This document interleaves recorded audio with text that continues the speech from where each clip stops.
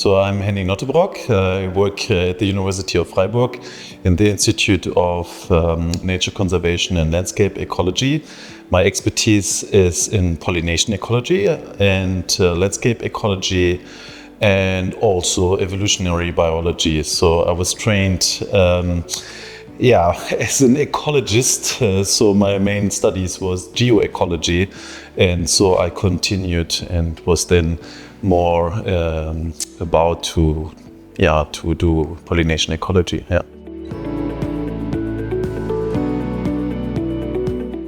I'm very grounded in nature. So from my history, it all started, I would say, in our own garden, where I became very interested in all the different interactions and different species, they interact with each other. And also, I must say, I was many times involved in hiking tours. And so when I was young, really very young, and then later I really wanted to go that direction and learn actually more about our environment.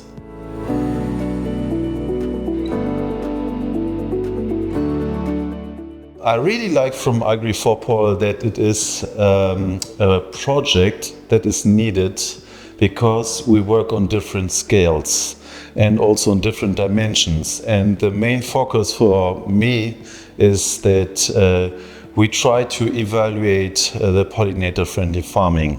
And this is particularly important because we need to understand which constellation of the landscape is important to promote the pollinators.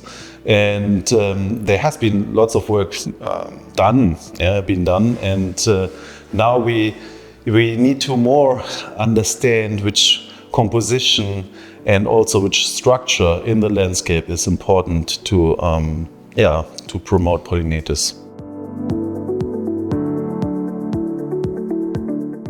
Leading work package 1, which is the multi-actor approach, and we co-designing solutions to adopt pollinator-friendly farming. I'm involved in the research, and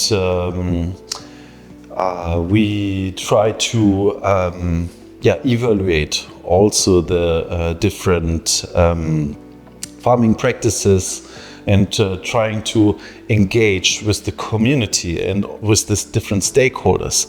And this is really important because we try to have this impact from AGRI4POL with our research, and trying to also get the feedback from the different stakeholders and implement this in our research.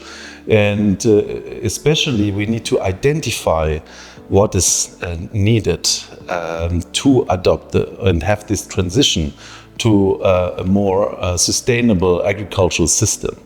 And I think this is important, and we need to identify also the different impacts of pollinator-friendly farming practices.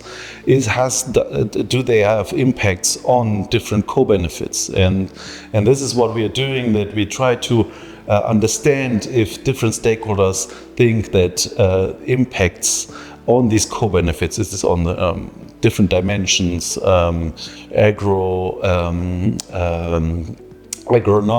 ecologic, social or economic dimensions, and how this impact, how these different pollinator-friendly farming practices impact these co-benefits.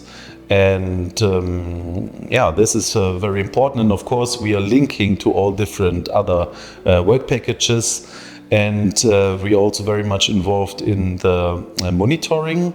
So we here at the University of Freiburg, we work more with rapeseed now, and we try to monitor different sites and do some surveys to understand the diversity and abundance of pollinators in different pollinator-friendly farming practices. So in these different landscape elements.